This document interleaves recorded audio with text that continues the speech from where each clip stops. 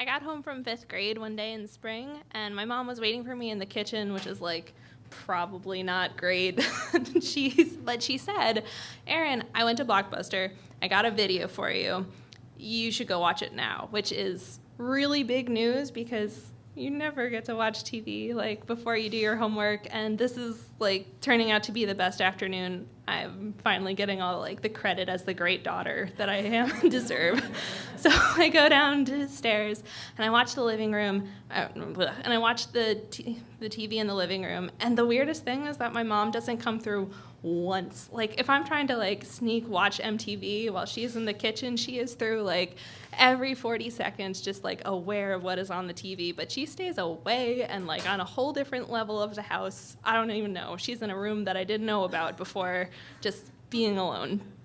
And so I watch the whole movie and I go back up to the kitchen and she's there waiting and says, so do you have any questions? I was like, beginning to. So like any questions about like what's going to be happening to your body? It's like, okay. So something about my mom is that she would just prefer not to have awkward conversations, especially about anything having to do with the body. When I first got my period, she like slipped that little informational packet in the tampon package underneath my pillow.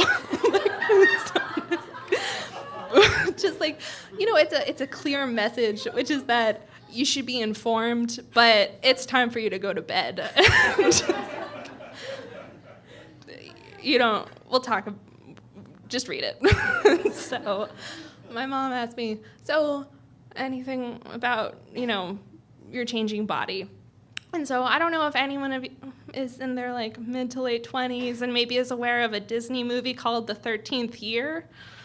So this is back when like Blockbuster was around, and this was one of the lesser important videos that didn't have like the cover on it. It was just like an unmarked box, and so she grabbed it and was like, perfect. This is gonna cover everything. So what she didn't know is that The 13th Year is a movie about a boy who was surrendered at birth by his mermaid mother because she wanted him to have like a normal life. But then when he turns 13, he's like so good at swimming, and he just like sprouts these gills, and it turns out that he needs to return to the ocean.